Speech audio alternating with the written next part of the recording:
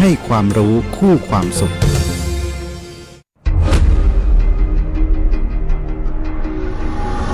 คุณรู้หรือไม่ตอนนี้ประเทศไทยมีกฎหมายใหม่ที่ออกแบบมาเพื่อปกป้องคนกล้าพูดความจริงกฎหมายฉบับนี้มีชื่อเต็มว่าพระราชบัญญัติประกอบรัฐธรรมนูญว่าด้วยการป้องกันและปราบปรามการทุจริตฉบับที่ 2 พุทธศักราช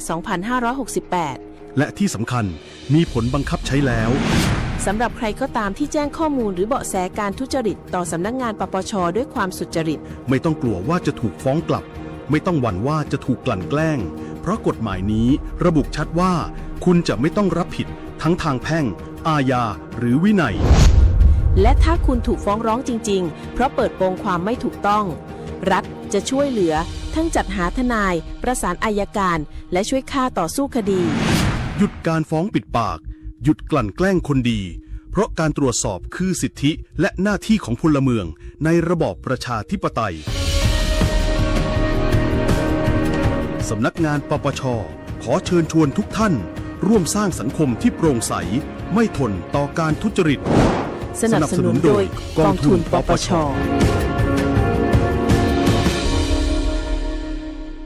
พบเห็นการทุจริตแจ้งสายด่วนปปช.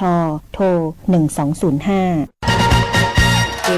ธนาคารอาคารสงเคราะห์มีโครงการสินเชื่อ Happy Home อัตราดอกเบี้ย5 ปีแรก 3% ต่อปีระยะผ่อนชำระสูงสุดนาน40 ปีสำหรับคนที่จะซื้อบ้านห้องชุดคอนโดมิเนียมปลูกสร้างและซื้ออุปกรณ์หรือสิทธิอำนวยความสะดวกที่เกี่ยวกับบ้านที่อยู่อาศัยไม่เกิน3 ล้านบาทสนใจรับรหัสเข้าร่วมโครงการตั้งแต่วันนี้แบบง่ายๆเข้าไปที่แอปพลิเคชัน GSB Origin พร้อมสมัครล่า GSB บัตรดีแล้วคลิกที่เมนูบริการพิเศษรับรหัสพวกเรานำไปประกอบการยื่นขอสินเชื่อได้ทันทีและทำนิติกรรมภายใน30 ธันวาคม 2567 หรือโทรสอบถาม 054-621-490-5 ธนาคารอาคารสงเคราะห์ทำให้คนไทยมีบ้านสักบ้านคอยเราให้เข้าไปอยู่ดูแลผู้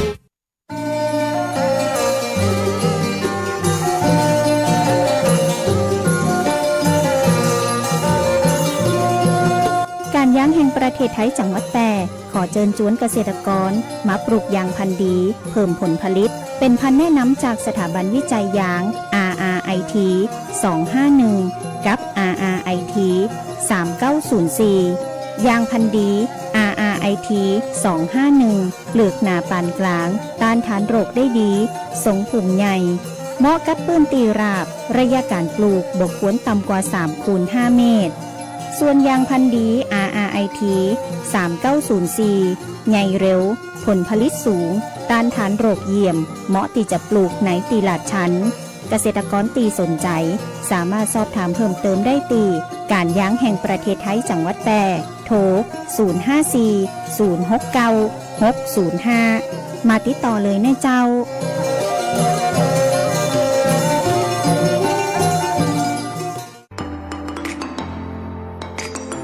ขับขี่ปลอดภัยเมืองไทยไร้อุบัติเหตุด้วยความห่วงใยจากสวท8 FM 91 เมกะเฮิรตซ์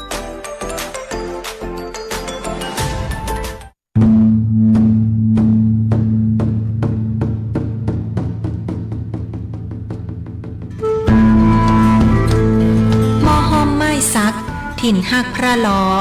จ่อแฮสีเมืองหรือเหลื่องแพะเมืองผีขนแป่นี่ใจงาม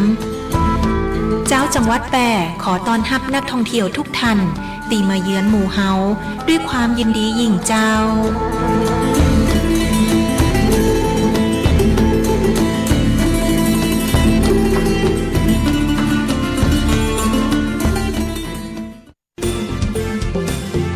คุณกำลังฟังสวท.แพร่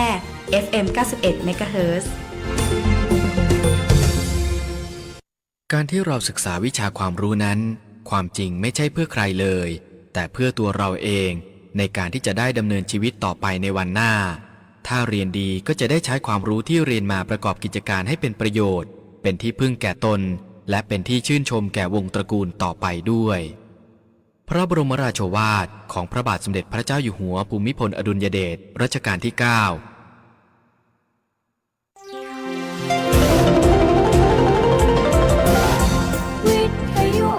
ประเทศไทยให้ความรู้กู้ความสุข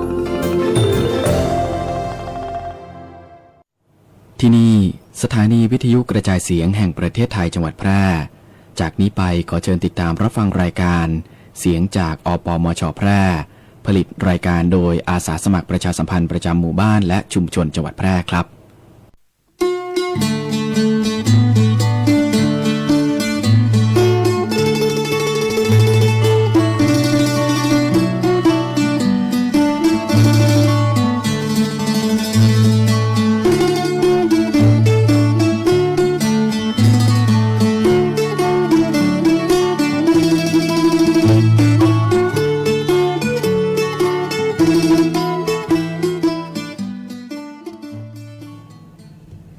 สวัสดีเจ้า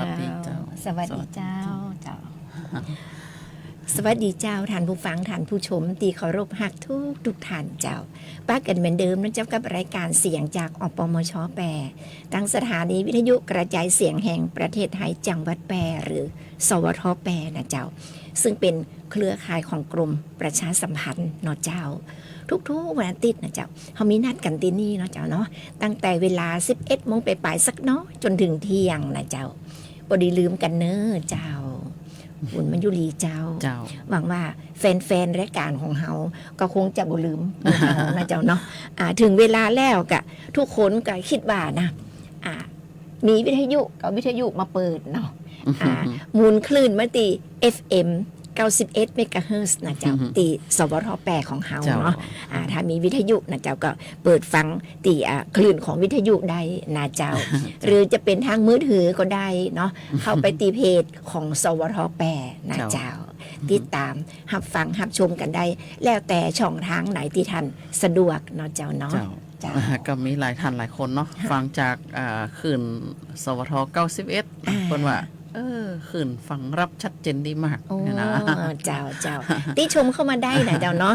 ที่ไหนฟังชัดเจนบ่ชัดเจนกะคอมเมนต์เข้ามาในรายการของเขาตอนนี้เขากำลังถ่ายทอดสดอยู่เนาะไล่สดอยู่เจ้าตั้งเพจของสวท.แปรนะเจ้าเขียนเข้ามาเลยติชมเข้ามาเลยเนาะเจ้าเนาะหรืออยากจะฟังเพลงอะไรยังก็ขอเข้ามาได้นะเจ้าข่าวแรกเขาไปเรื่องของสภาพดินฟ้าอากาศกันเนาะเจ้าเนาะมาฟังพยากรณ์อากาศประจำอาทิตย์นี้กันก่อนเจ้าพยากรณ์อากาศนะเจ้าประจำอาทิตย์ที่10 สิงหาคมพุทธศักราช 2568 ตั้งแต่เวลา 6 นาฬิกาวันนี้จนถึงเวลา 6 นาฬิกาวันพรุ่งนี้พยากรณ์อากาศ24 ชั่วโมงตั้งหน้าประเทศไทยจะมีฝนเพิ่มขึ้นและมีฝนตกหนักเป็นบางแห่งบริเวณภาคตะวันออกเฉียงเหนือภาคตะวันออกและภาคใต้ฝั่งตะวันตกขอให้ประชาชนบริเวณดังกล่าวระวังอันตรายจากฝนตกหนักและฝนที่ตกสะสมซึ่งอาจจะย่าให้เกิดน้ำท่วมฉับพลันน้ำป่าไหลหลากโดยเฉพาะพื้นที่ลาดเชิงเขาใกล้ทางน้ำไหลผ่านและพื้นที่ลุ่มไว้ตัวยนาเจ้าเนื่องจากมีหย่อมความกดอากาศต่ำบริเวณประเทศลาวตอนบนและประเทศเวียดนามตอนบนประกอบกับมรสุมตะวันตกเฉียงใต้ที่พัดปกคลุมทะเลอันดามันประเทศไทยและอ่าวไทยมีกำลังแห่งขึ้นสำหรับคลื่นลมบริเวณทะเลอันดามันตอนบนจะมีกำลังค่อนข้างแห่งขึ้นโดยทะเลอันดามันตอนบนมีคลื่นสูงประมาณ2 เมตรบริเวณที่มีฝนฟ้าคะนองคลื่นสูงมากกว่า2 เมตรส่วนทะเลอันดามันตอนล่างและอ่าวไทยตอนบนมีคลื่นสูง 1-2 เมตรบริเวณที่มีฝนฟ้าคะนองคลื่นสูงมากกว่า2 เมตรขอให้ชาวเรือบริเวณทะเลอันดามันและอ่าวไทยเดินเรือด้วยความระมัดระวังและหลีกเลี่ยงการเดินเรือในบริเวณที่มีฝนฟ้าคะนองไว้ตัวยนาเจ้าพยากรณ์อากาศบริเวณภาคเหนือมีฝนฟ้าคะนอง60%ของพื้นที่ส่วนมากบริเวณจังหวัดแม่ฮ่องสอนเชียงใหม่เชียงรายลำปางน่านกำแพงเพชรและจังหวัดตากอุณหภูมิต่ำสุด 23-26 องศาเซนเซียสอุณหภูมิสูงสุด 32-37 องศาเซนเซียสลมตะวันตกเฉียงใต้ความเร็ว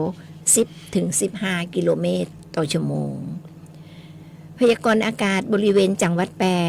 มีฝนฟ้าคะนองร้อยละ40ของพื้นที่ทัศนวิสัย8-10 กิโลเมตรลมตะวันตกเฉียงใต้ความเร็ว10-15 กิโลเมตรต่อชั่วโมงอุณหภูมิสูงสุดที่สถานีอุตุนิยมวิทยาแปรตะวันนี้วัดได้36องศาเซนเซียสอุณหภูมิต่ำสุดที่สถานีอุตุนิยมวิทยาแปรตะเจ้านี้วัดได้25.6 องศาเซนเซียสคาดว่าอุณหภูมิสูงสุดบ่ายวันนี้ประมาณ36องศาเซนเซียสคาดว่าอุณหภูมิต่ำสุดเจ้าวันพรุ่งนี้ประมาณ25องศาเซนเซียสวันนี้ดวงอาทิตย์ตกเวลา 18:49 นาทีวันพรุ่งนี้ดวงอาทิตย์ขึ้นเวลา 6 นาฬิกาเจ้าก็ต้องขอบคุณสถานีอุตุนิยมวิทยาแปรที่เปิ้นให้ข้อมูลมานะเจ้าช่วงนี้คุณมัญยุรียังติดตามพยากรณ์อากาศกันอยู่นะเจ้าเพราะว่าภาคเหนือฝนจะเริ่มเพิ่มขึ้นนะเจ้าฝนจะมีนักขึ้นนะก็สาธุเนาะบดีมาท่วมยังเก่ายังหลังนะที่ข้านเพี้ยวเนาะอายุนักเนาะบ่ไหวเนาะเจ็บเนี่ยเจ็บตัวเนาะใจละเจ้าจะมาท่วมกูปีก็บ่ไหวนะอายุนักขึ้นทุกปีเนาะแต่กระบุฮูว่าจะมาหนักมาน้อยแห่งนั้นนะเพราะว่าปีที่แล้วมันท่วมเดือนสิงหานะสิงหาข้ามไปกันยานะเจ้าแต่ปีนี้มันมาเร็วเนาะกรกฎามาแล้วนะเจ้ามาเร็วก็ยุดเร็วเนาะยุดเร็วเจ้าเอ็นดูเนาะเอ็นดูกับแม่พี่น้องแล้วก็คุณมัญยุรีบ่ใจต่อเพี้ยวบ้านอย่างเดียวนะอย่างชาวเกษตรกรเนี่ยพืชผลพืชไร่ก็เสียหายหนักนะเจ้าบางคนเขาปลูกข้าวโพดเนาะตายหมดเลยข้างแม่น้ำยมริมตะลิงอ่ะเจ้าเสียหายหมดเลยนะเจ้าไปหันกับอินดูเขาเนาะแทนที่เขาจะมีรายได้เนาะก็เป็นนี่เป็นสินนะเป็นนี่เป็นสินแล้วก็พอคุณไม่แหมก็ทางรัฐบาลก็คงจะช่วยเหลือเยียวยาช่วยเหลืออยู่นะเจ้าช่วยเหลืออยู่แต่ว่ามันจะได้มันก็ยังขาดทุนอยู่ดีนะเจ้าเนาะบ่เต็มเม็ดเต็มหน่วยเพราะว่าคนเสียหายกันนักนะเจ้าเขาอย่ามาช่วยเต็มกำลังเลยก็คงจะบ่ได้เนาะเจ้าเนาะเจ้าเอามาถึงข่าวของเนื่องในวันอายุวัฒนมงคล59ปีนะพระโกษัยเกติยรักษ์ด็อกเตอร์นะเปิดก็มอบทุนการศึกษาและก็มอบกองทุนรวม 220,000 บาทนะเนื่องในวันอายุวัฒนมงคล59ปีวันที่8สิงหาคม2568เวลา 6 นาฬิกาพระโกษัยเจติยรักษ์ด็อกเตอร์รองเจ้าคณะจังหวัดแปรเจ้าอาวาสวัดพระอารามหลวงเนาะเจ้าอาวาสพระอารามหลวงเนี่ยก็ได้ทำบุญตักบาตรเนื่องในวันอายุวัฒนมงคล59ปีโอ้เปิ่นก็อายุจัดนักอยู่เหมือนกันเนาะพร้อมกันนี้ก็ได้มอบทุนการศึกษาแก่พระสงฆ์สามเณรวัดพระธาตุจอแฮพระอารามหลวงเนาะพระธาตุจอแฮนี่เป็นพระอารามหลวงแต่เลยเนาะพระอารามหลวงจ้ะโรงเรียนเมืองแปรจำนวน 10,000 บาทโรงเรียนบ้านไร่หลวงจำนวนแห่ง 10,000 บาททุนการศึกษานักศึกษาวิทยาลัยพระบรมราชชนนีนี่เนาะโอ้เปิ่นก็ทำบุญแต่เลยเนาะมอบทุนแต่เลยเนาะจำนวน 40,000 บาทมอบทุนกองทุนศิษย์เก่ามหาวิทยาลัยนเรศวรนะศูนย์วิทยาลัยบริการแปรรุ่นที่3นะจำนวน 20,000 บาทมอบเงินช่วยเหลือจังหวัดน่าน10,000 บาทสมทบการสร้างบ้านนายถีมันทากาศแห่ง10,000 บาทนอกจากนี้ก็ยังช่วยเหลือน้ำท่วมเมืองแปรนะเข้าหอน้ำดื่มประมาณ 50,000 บาทที่ผ่านมาเนี่ยที่น้ำท่วมเนี่ยเนาะอันนี้ก็เปิ่นก็ได้สร้างบุญสร้างกุศลให้ตัวเองเนาะพร้อมกันนี่ทางอำเภอวังจิ้นก็มอบโล่คนดีสีวังจิ้นแด่พระโกษัยเตจิยรักษ์นี่นะโอ้เนาะแล้วก็โรงเรียนบ้านแม่ไร่หลวงเนี่ยก็มอบเกียรติบัตรแม่ดีเด่นแก่คุณแม่เป็งเฉิดชูนะคุณแม่ของพระโกษัยเกจิยรักษ์นี่นะหำตัวนะโอ้อันนี้เปิ่นก็ดีตึงคุณแม่ของเปิ่นเนาะในการนี่นายคุณากร โคชหิรันนะรองผู้ว่าราชการจังหวัดแปะก็ร่วมมุทิตาจิตพร้อมกับพระพุทธศาสนาแห่งจำนวนมากนะคะอันนี้ก็เป็นข่าวดีๆเกี่ยวกับเรื่องของพระพุทธศาสนาเจ้าเนาะพระสงฆ์นะท่านก็มีทั้งพระสงฆ์ตีหน้าเลื่อมใสเนาะเจ้าเนาะของจังหวัดแปะของเฮานี่มาดูแล้วก็คือพระในจังหวัดแปะของเฮาเนี่ยก็เป็นพระที่เปิ่นก็มีเรื่องของธรรมะอยู่ในใจในกายของเปิ่นดีมากเลยนะเจ้าเนาะไม่ได้มีความเสียหายนะเจ้าเนาะเขาก็ไหว้พระในจังหวัดแปะเขาเนี่ยเนาะถ้าหากว่าท่านได้ลุกต่างจังหวัดมากับมาแอวจังหวัดแปะเขาเนอเนาะช่วงนี้ถ้าว่าฝนบ่ตกอากาศมันก็ดีนะไปไหว้พระธาตุเจ้าแห่พระอารามหลวงเนาะแล้วก็วัดหลายๆวัดนะเปิ่นมีจุดเช็คอินด้วยนะใช่จุดเช็คอินตัวตีเปิ่นก็ตีดอยเล้งเหรอดอยเล้งพระธาตุดอยเล้งพระธาตุดอยเล้งวัดสุนเขื่อนอะไรอย่างพุ่นนะวัดนาคูหาพุ่นนะจัดงามอันไหนพวกก็เหมือนกันบ่ได้พระธาตุอินแขวนก็พระธาตุอินแขวนก็อยู่บนดอยพุ่นน่ะเจ้างามนะพระธาตุอินแขวนแล้วก็อย่างก็ที่ว่ามีท้าวเวสสุวรรณเนี่ยบ่ได้ไปแอวกำเตือนเนาะตีท้าวเวสสุวรรณตีส่วนเขื่อนนี่เจ้าเนี่ยไปมาแล้วงามบางคนเพิ่นบอกว่าไปไว้แล้วก็ได้โจกนะไปขอโจกไปขอโจกขอลาบนะก็เป็นสิ่งที่ดีนะเจ้าเป็นสิ่งที่ดีเนาะเฮาก็ไปไว้ไปสากันเป็นอย่างที่ว่าเฮาเป็นที่พึ่งทั้งใจเนาะเจ้าใช่แล้วฮะเจ้าทุกคนต้องมีธรรมะอยู่ในใจเจ้าวัดพระธาตุจอมแหก็มาแอวได้นะจริงๆแล้วเปิ่นมีงานเทศกาลทุกปีเนาะประมาณเดือนมีนานะเจ้าเป็นพระธาตุของคนที่เกิดปีขานหรือปีเสือนะเจ้าเนาะบ่ขานก็มาได้เจ้าได้หมดเลยค่ะทุกคนจะเกิดปีอย่างก็แล้วแต่มาได้หมดแต่เปิ่นบอกว่าเป็นของคนปีขานปีอื่นเขาก็มาไว้ได้นะเจ้ามาขอพรก็ได้นะขอพรที่พระเจ้าทันใจหลายคนนะคุณมายุรีเขามาขอพรที่พระเจ้าทันใจแล้วก็เปิ่นกระสมหวังนะเจ้าสมหวังส่วนมากเปิ่นจะเอาไข่มาถวายนะเอาไข่มาถวายตังพระโกใส่เจติยลักษณ์ตะกี้ตีคุณมายุรีว่าปืนก็ได้เอาไข่ไปแจกจ่ายนะปืนก็ได้เอาเก็บไว้เฉพาะที่วัดพระธาตุเจ้าแห่นะเจ้าปืนก็ไปแจกจ่ายวัดต่างๆวัดต่างๆแล้วก็ประชาชนตีมาอยู่มารวมในงานนั้นปืนก็แจกหมดนะเจ้าแจกหมดก็เป็นการทำบุญดีเนาะก็หัวข่าวเหมือนกันว่าไอ้ช่วงตีน้ำท่วมที่ผ่านมาเนี่ยที่ว่าเขาตัดกระแสไฟฟ้าเลยนะที่ว่าเปิ่นเอาเตียนไปตานน่ะเนาะเตียนพรรษาที่ไปตานที่เป็นขี้ขอห้องขี้พึ่งอย่างเงี้ยนะเตียนขี้พึ่งน่ะเปิ่นก็เอาไปมอบเนาะมอบมือกับผู้ที่บ้านน้ำท่วมนะที่ว่าโดนตัดกระแสไฟฟ้าเลยนะบางวัดเนาะบางวัดก็มีเทียนพรรษาที่เปิ่นเขาไปถวายหนักนั่นปีก้อนนั่นปีก็ได้นะเจ้าปีก็ได้พระสงฆ์เนี่ยเปิ่นเอามาแจกตามบ้านนะเจ้ายังใจได้อยู่นะเจ้าเนาะเจ้าต่อไปเนาะเฮามาพอข่าวจากสำนักงานพาณิชย์จังหวัดแปะเนาะเจ้าเมื่อวันที่7วันที่5วันที่7ปีแล้วเนี่ยสำนักงานพาณิชย์จังหวัดแปะเปิ่นก็จัดราคาสินค้าถูกขายไข่นะคุณไม่ดีปียังไปซื้อเลยเจ้าแผงละ100นะเจ้าแผงละ100เป็นไข่เบอร์2กับเบอร์3บ่จีลูกน้อยนะบ่จีฟองน้อยนะใหญ่นะเจ้าใหญ่เหรอเป็นเบอร์2กับเบอร์3คละกันป่นกันเนาะแผงละ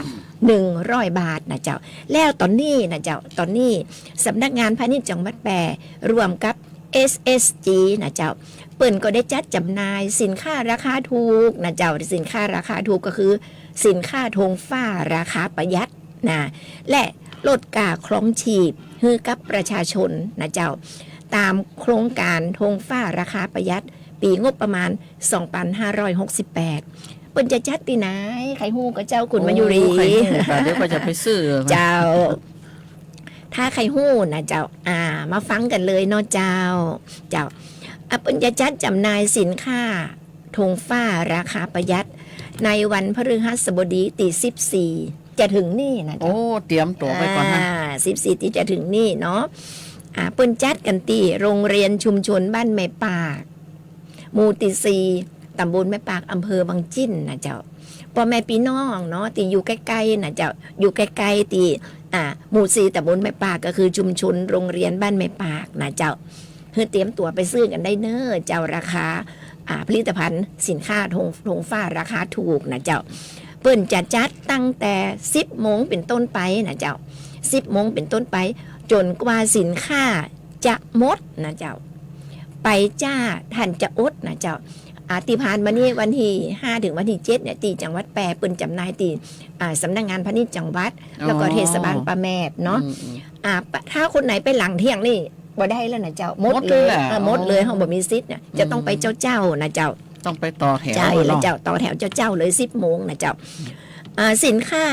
ที่เปิ้นจะไปจำหน่ายมีดังนี้นะเจ้าฟังดีๆเน้อเจ้า1น้ำมันถั่วเหลืองน้ำมันถั่วเหลืองนะเจ้าทุกบ้านจะต้องใจเนาะเจ้าเนาะ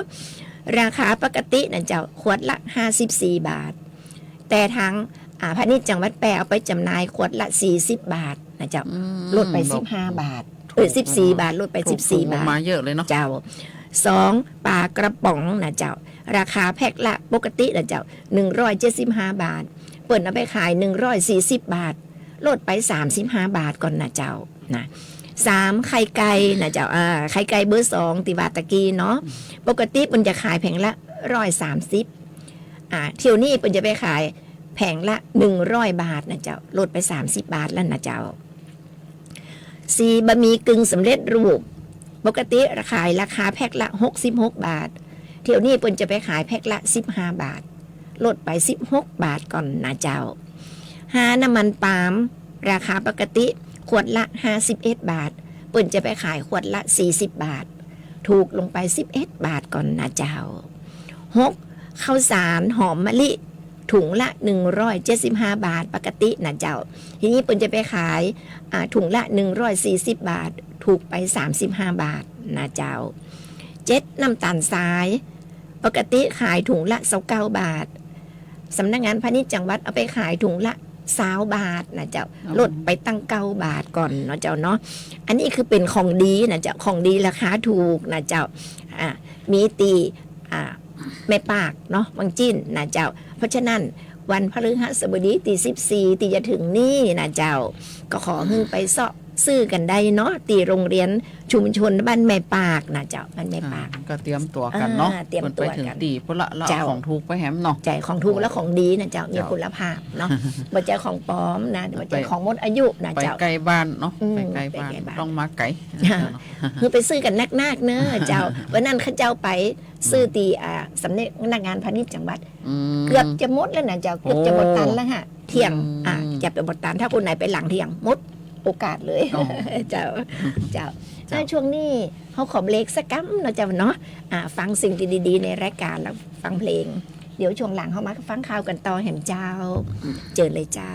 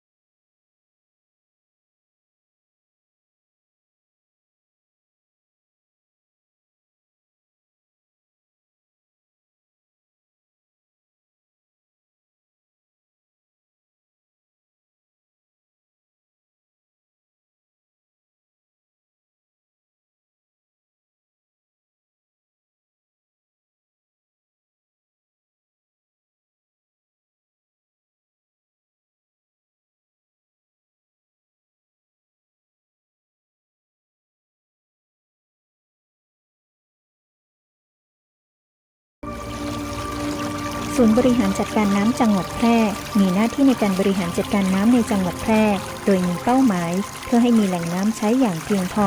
สำหรับการดำรงชีวิตและการพัฒนาและเพื่อให้เกิดการใช้น้ำอย่างมีประสิทธิภาพและเป็นธรรมรวมถึงการอนุรักษ์แหล่งน้ำและการแก้ไขปัญหาน้ำท่วมศูนย์บริหารจัดการน้ำจังหวัดแพร่เข้าใจเข้าถึงพัฒนาเพื่อประชาชนติดต่อศูนย์บริหารจัดการน้ำจังหวัดแพร่โทร054-532-900หรือองค์การบริหารส่วนจังหวัดแพร่โทร054-532-485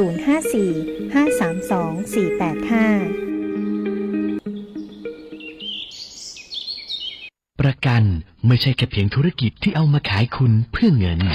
แต่ประกันเป็นการกระจายความเสี่ยงของคุณไปให้บริษัทประกันถ้าไม่เชื่องั้นลองฟังนี่ผมชื่อประกรณ์มีบ้านอยู่1 หลังอยู่มาวันหนึ่งแก๊สระเบิดบ้านผมก็หายไปคุณว่าใครจะรับผิดชอบให้ประกรณ์ถ้าเขาไม่ทำประกันทำประกันเถอะครับจะประกันไหนๆก็อุ่นใจเมื่อมีประกันคปภ.สำนักงานคณะกรรมการกำกับและส่งเสริมการประกอบธุรกิจประกันภัย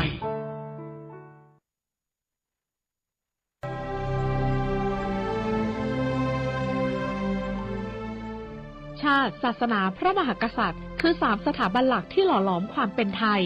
ชาติที่มั่นคงเกิดจากประชาชนที่รักและสามัคคีศาสนาที่สงบสุขคือเครื่องยึดเหนี่ยวจิตใจและพระมหากษัตริย์ทรงเป็นศูนย์รวมแห่งความจงรักภักดีความรักและความสามัคคีคือรากฐานของประเทศไทยที่ยั่งยืนสำนักงานประชาสัมพันธ์ที่3กรมประชาสัมพันธ์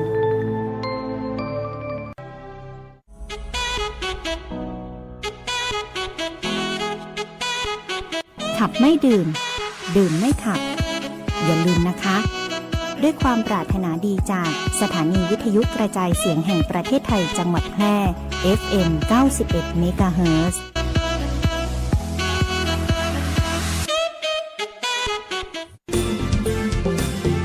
คุณกำลังฟังสวท.แพร่ FM 91 เมกะเฮิรตซ์ เจ้าท่านผู้ฟังท่านผู้ชมกำลังให้เกียรติติดตามรับฟังรับชมรายการเสียงจากอปมช.แปรอยู่นะเจ้าโดยมีข้าเจ้าพดานันท์กันกาเจ้ามายุรีเครือใจเจ้าดำเนินรายการอยู่นะเจ้าเนาะท่านผู้ฟังท่านผู้ชมเจ้าท่านในชุมชนของท่านบ่ว่าจะเป็นตั้งบ้านใครก็ได้นะเจ้าถ้ามีการมีงานมีข่าวที่จะให้รายการของเขาประชาสัมพันธ์นะเจ้าประกาศให้ก็ขอเชิญส่งเข้ามาได้นะเจ้าเนาะจะผ่านคุณไม่ยุรีก็ได้นะเจ้าหรือจะผ่านข้าเจ้าหรือจะมาฝากไว้ที่สวท.แปรก็ได้นะเจ้าเนาะเขา2 คนยินดีจะบริการให้โดยตีบ่เสียการใช้จ่ายเลยนะเจ้าอันนี้เขาก็มาถึงข่าวของจังหวัดแปรเนาะเปิ่นก็เชิญชวนร่วมกิจกรรมแสงน้ำใจไทยทั้งชาติเดินวิ่งปั่นป้องกันอัมพาตครั้งที่11เพื่อสุขภาพที่ดีห่างไกลโรคนะวันที่8 สิงหาคม 2568 เวลา 9 โมงครึ่งที่ห้องประชุมธรรมโกสัยนะชั้น2นะสำนักงานสาธารณสุขจังหวัดแปรนายคุณากรโคตรหิรันรองผู้ว่าราชการจังหวัดแปรเป็นประธานการประชุมเตรียมความพร้อมการจัดโครงการแสงน้ำใจไทยทั้งชาติเดินวิ่งปั่นป้องกันอัมพาตครั้งที่11เฉลิมพระเกียรติจังหวัดแปรซึ่งเป็นการประชุมครั้งที่2568โดยมีคณะกรรมการดำเนินงานและหน่วยงานภาคีเครือข่ายที่เกี่ยวข้องเข้าร่วมประชุมอย่างพร้อมเพรียงกันโครงการดังกล่าวมีกำหนดจัดขึ้นในวันอาทิตย์ที่2 พฤศจิกายน 2568 ตั้งแต่เวลา 5 นาฬิกาเป็นต้นไปณบริเวณกาด3 ใบเทศบาลเมืองแปรแบ่งการแข่งขันออกเป็น2 ระยะได้แก่ระยะ 5 กิโลเมตรแล้วก็ระยะ 10 กิโลกึ่งเปิดรับสมัครตั้งแต่วันที่26 พฤษภาคมถึงวันที่31สิงหาคม 2568 ผ่านระบบออนไลน์ไทยรันนะก็ซึ่งสามารถนำไปลดหย่อนภาษีได้2 เท่านะหรือสมัครแบบออนไลน์นะบ่ประสงค์ลดหย่อนภาษีนะ สมัครได้ตั้งแต่วันที่26พฤษภาคม 2568 ถึง29สิงหาคม 2568 ที่สำนักงานสาธารณสุขจังหวัดแปร่สำนักงานสาธารณสุขอำเภอโรงพยาบาลแปร่และโรงพยาบาลสุขภาพชุมชนทุกแห่งกล้าสมัครบุคคลทั่วไปอายุ18ปีขึ้นไป360 บาทเด็กและเยาวชนอายุตั้งแต่7ปีถึง18ปี240 บาทผู้สมัครทุกคนจะได้รับเสื้อเป็นตีระลึกนะก็หมายเลขวิ่งและก็เหรียญรางวัลเมื่อเข้าถึงเส้นชัยนะโดยสามารถรับเสื้อด้วยตนเองที่สำนักงานสาธารณสุขจังหวัดแปร่ในสัปดาห์ที่4ของเดือนตุลาคม 2568 หรือรับทางไปรษณีย์นะเจ้าค่าจัดส่ง60 บาทนะต่อครั้งนะถึง3 ถึง 1 ถึง 3 ตัวนะข้างหนึ่งเปิดก็คือส่งได้1 ถึง 3 ตัวเนาะสอบถามรายละเอียดเพิ่มเติมได้ที่กลุ่มงานส่งเสริมสุขภาพสำนักงานสาธารณสุขจังหวัดแปร่โทรศัพท์ 0545111145 ต่อ 306 สำหรับโครงการแสงนำใจไทยทั้งชาติเดินวิ่งปั่นป้องกันอัมพาตจัดโดยคณะแพทย์ศาสตร์ศิริราชพยาบาลนะมหาวิทยาลัยมหิดลโดยศูนย์หลอดเลือดสมองศิริราชภายใต้แนวคิดออกกำลังเป็นนิดห่างไกลสต๊อกโนสต็อปโนสต๊อกนะเพื่อเฉลิมพระเกียรติพระบาทสมเด็จพระเจ้าอยู่หัวและสมเด็จพระนางเจ้าพระบรมราชินีพร้อมสร้างความตระหนักรู้เกี่ยวกับการป้องกันโรคหลอดเลือดสมองและรณรงค์ให้ประชาชนทุกเพศทุกวัยออกกำลังกายอย่างต่อเนื่องจังหวัดแปร่ก็ขอเชิญชวนประชาชนและนักวิ่งทุกท่านร่วมสมัครและเป็นหนึ่งของกิจกรรมสำคัญในครั้งนี้นะเพื่อให้สุขภาพดีและป้องกันการอัมพฤกษ์อัมพาตสมัครได้แล้วนะเจ้าเนาะสมัครได้ละตั้งแต่วันเนี้ยนะจนถึง31สิงหาคม 2568ก็อย่าพลาดเน้อนะเจ้าโอกาสร่วมนะดับนี้พลาดโอกาสนะเนาะร่วมเพื่อวิ่งสุขภาพและก็เฉลิมพระเกียรติโดยพร้อมเพียงกันนะเจ้าเนาะอันนี้ก็เพื่อสุขภาพของทุกท่านนะเจ้าเนาะการออกกำลังกายนี่ก็เป็นสิ่งที่ดีนะเจ้าเนาะทุกท่านออกกำลังกายกันในหลายๆรูปแบบนะรวมถึงเดินวิ่งปั่นอย่างมื้อนี้เนาะเจ้าหรือว่าบ่อยากจะออกบ้านนะมันก็มีท่ากายภาพของท่านอยู่ที่บ้านนะบ่ต้องไปที่ไหนไกลบางคนบางท่านเนี่ยออกกำลังกายที่บ้านมันไก่มันเบื่อนะไปเดินแถวอันแม่น้ำยมก็ได้อันนี้นี่ก็ได้อากาศดีๆได้โอโซนดีๆเนาะหรือว่าจะไปวิ่งปั่นป้องกันสโตรกตรงไหนก็ได้เนาะแถวหน้าบ้านนาคูหาก็ได้เนาะถ้าคนไหนวิ่งปั่นบ่ได้เนาะวิ่งปั่นบ่ได้อย่างคนผู้สูงอายุเนี่ยวิ่งปั่นบ่ได้นะก็เดินก็ได้นะเจ้าเดินก็ได้วันละ10 นาทีหรือ15 นาทีก็ได้นะเจ้าเนาะก็ค่อยเดินเอานะเจ้าบ่จำเป็นจะต้องไปวิ่งเหมือนกับวัยรุ่นหรือละอ่อนเขานะเจ้าเนาะเขาก็ต้องดูสภาพร่างกายเนาะเพราะว่าผู้สูงอายุนี่ก็ออกกำลังกายตามสภาพร่างกายเนาะเฮามาพอข่าวนะเจ้ามาพอข่าว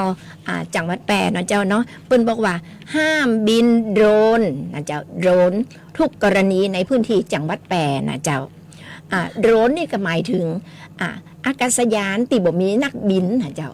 บ่มีนักบินหรืออากาศยานที่ไร้คนขับนะเจ้าโดยทั่วไปเฮาจะฮ้องว่าโดรนเนาะโดรนนะเจ้า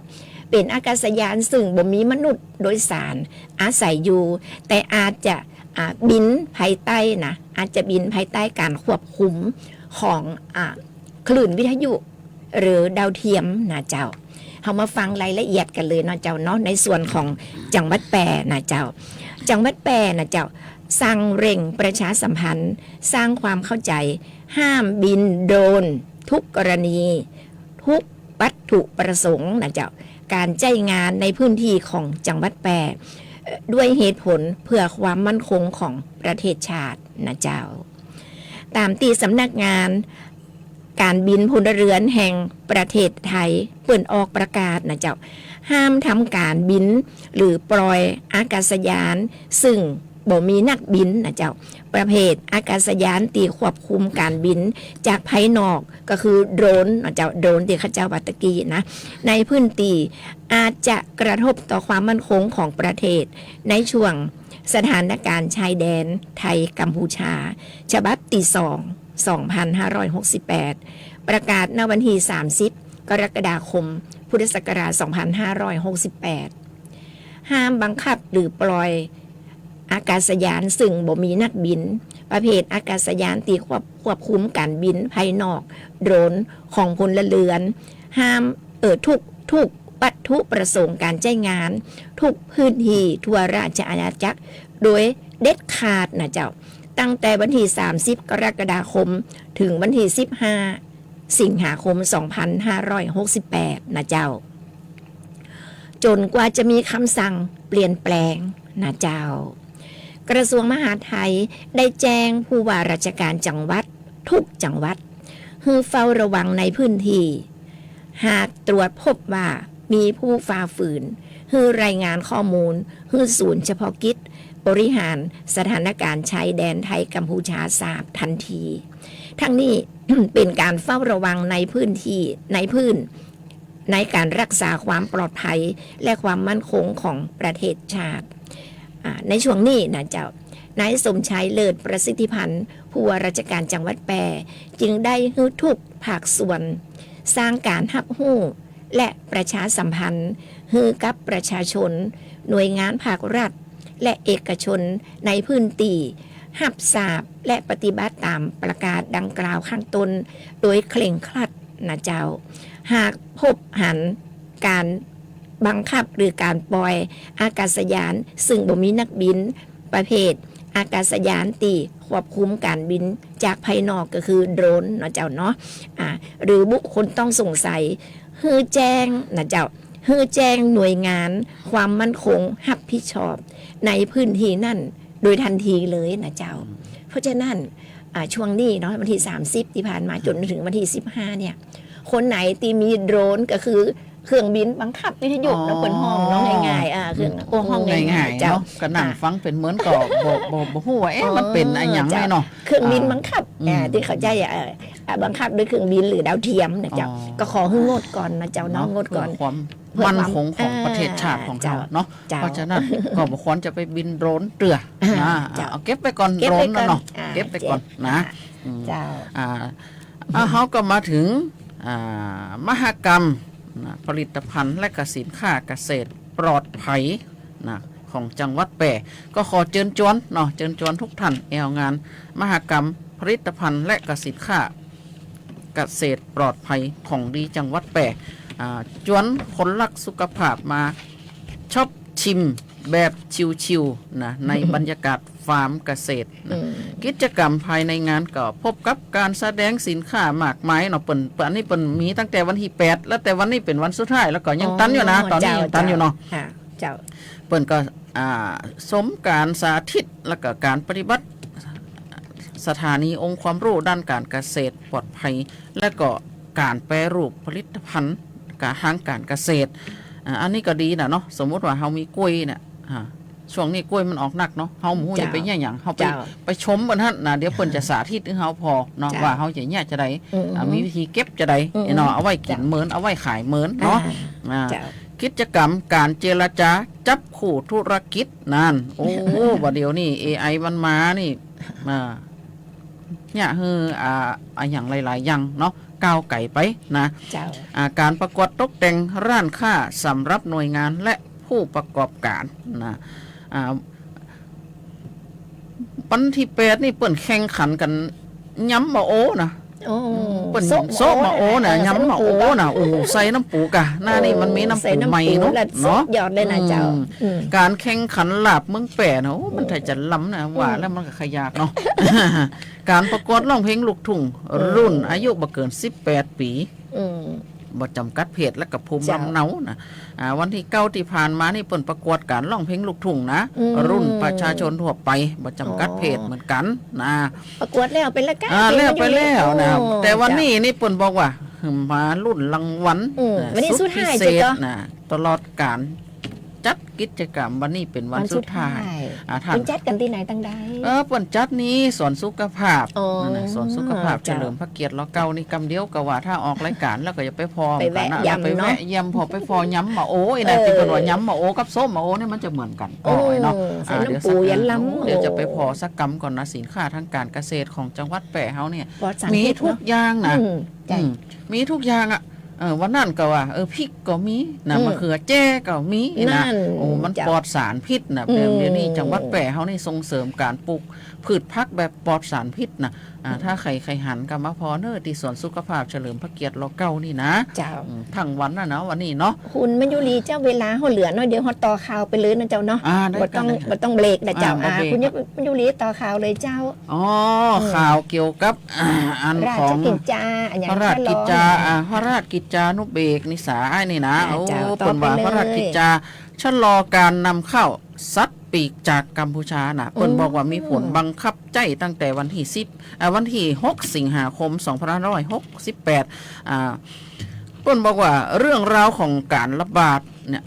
ก็องค์การสุขภาพสัตว์โลกเนี่ยได้รับการรายงานการระบาดของโรคไข้หวัดนกสายพันธุ์รุนแรงนะ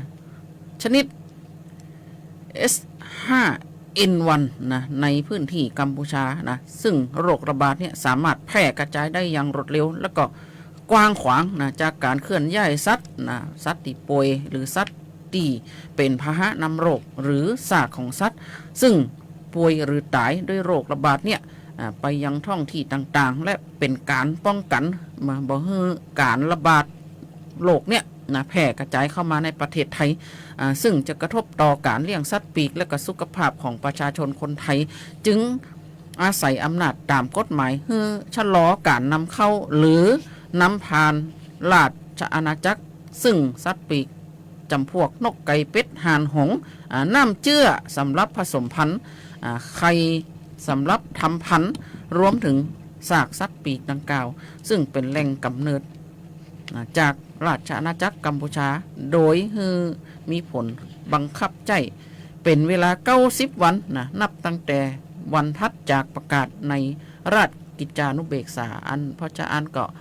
ต้องระมัดระวังนะครับมันอยู่ติดชายแดนไทยเฮานะเนาะไก่ก้าอย่างก้านี่เฮาก็บอกควรจะเอาเข้ามาเนาะเจ้ารวมถึงของกินซุกดิบๆนะเจ้าใช่ของดิบนะของดิบเป็นหมูก็ได้ดีนะเป็นงัวเป็นควายเนาะจิ้นงัวจิ้นควายจิ้นหมูดิบนี่ห้ามนะเจ้าห้ามมันเสี่ยงใช่เพราะเดือนก่อนๆนี่เขาเสนอโรคหูดับเนาะโรคหูดับที่ว่ากินหมูดิบก็ดีจิ้นงัวจิ้นควายดิบก็ดีนะเจ้าก็ขอให้งดไว้ก่อนฟังเสียงนะกินดิบก็ดีนี่นะฟังหัวเสียงฟังหัวเสียงแล้วเดี๋ยวก็จะว่าไปดีหมดนะก็จะไปกินต่อกินดิบมันบ่ดีต้องบอกว่ากินดิบบ่ดีนะกินดิบก็ดีนี่ก็เดี๋ยวเขาได้ยินนะเขาก็ว่ากินดีนะแต่บ่ดีเนาะต่อไปเนาะต่อไปก็เป็นข่าวขอเชิญ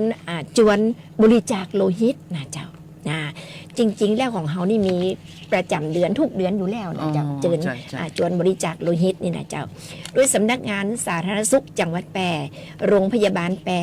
เหล่ากาชาดจังหวัดแปร่นะเจ้าเปิ้นจะออกรับบริจาคโลหิตนะเจ้าประจำเดือนสิงหาคม 2568 เดือนนี้เปิ้นจะออกรับบริจาคโลหิต2 ครั้งนะเจ้า2 ครั้งด้วยกันนะเจ้าครั้งที่1วันพฤหัสบดีที่14จะถึงนี่นะเจ้าวันพฤหัสบดีที่14สิงหาคม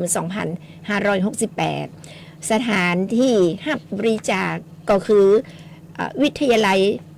พยาบาลบรมราชชนนีแปร่นะเจ้าและครั้งที่2วันอังคารที่19สิงหาคม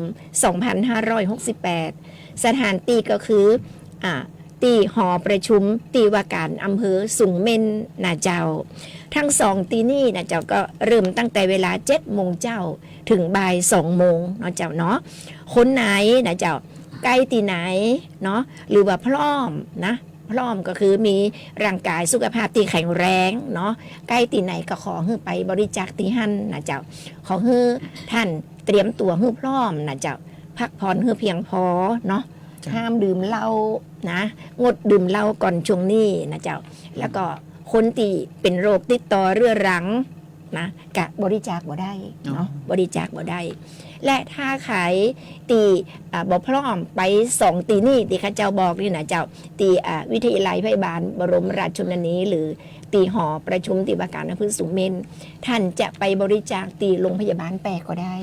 นะเจ้าได้ตั้งแต่วันจันทร์ถึงวันศุกร์ในเวลาราชการเนาะเจ้าคุณมัญยุรีขอบคุณท่านผู้ฟังท่านผู้ชมกับเจ้าหรือแฟนรายการก็ขอขอบพระคุณผอ.สวท.แล้วก็แฟนรายการเนาะขอบคุณมากๆที่เปิ่นติดตามทางคืนสวท91นะ8อำเภอของจังหวัดแปรเฮานี่เนาะแล้วก็ทางหน้าเฟซบุ๊กนี่นะโอ้สวัสดีเจ้าคุณพี่สุรีรัตน์นะขอบคุณจัดนักเนาะสวัสดีเจ้าคุณปวีนาเจ้าเนาะที่เปิ่นติดตามรับชมนะสวัสดีค่ะคุณการจนานะเจ้าเนาะแฟนประจำนะเนี่ยแฟนประจำนะสวัสดีเจ้าคุณป้าจำนงนะสวัสดีเจ้าคุณยุพาอันนี้ฝังปุ่นนะฝังมาจากอำเภอแม่จันทร์วันนั้นนี่นะมาจากของนะถ้าอันรับฟังชัดเจนจะได้ก็ส่งเสียงมาโดยเด้อนะเจ้าหรือว่าจะอันส่งหูหัวใจมาสักอันหนึ่งก็เป็นกำลังใจเนาะรายการเสียงจากอปมชของเฮานะเจ้าเนาะช่วงนี้เขาก็สำหรับวันนี้เวลาของเฮาหมดลงเหี่ยแล้วนะเจ้าก่อนจากกันในวันนี้นะเจ้าข้าเจ้าก็ขอบคุณท่านผู้ฟังท่านผู้ชมที่ได้ติดตามรับฟังรับชมรายการเสียงจากอปมชแปรด้วยดีเสมอมานะเจ้าขอบคุณเจ้าหน้าที่สวทแปรที่เคารพฮักทุกคนนะเจ้าที่ได้ชี้แนะสิ่งที่ดีๆแล้วก็อำนวยความสะดวกให้กับรายการเสียงจากอปมชแปรด้วยดีเสมอมาเช่นกันนะเจ้าสำหรับวันนี้เวลาหมดเวลาเหี่ยแล้วข้าเจ้าพันธนันกันกาพร้อมครับเจ้ามายุรีเข้าใจเจ้าต้องนำรายการเสียงจากอปมชแปรครับคืนไปก่อนนะเจ้าปะกันใหม่อาทิตย์หน้าเนาะเจ้าเนาะสำหรับวันนี้ขอบคุณแล้วก็สวัสดีเจ้าสวัสดีค่ะสวัสดีค่ะ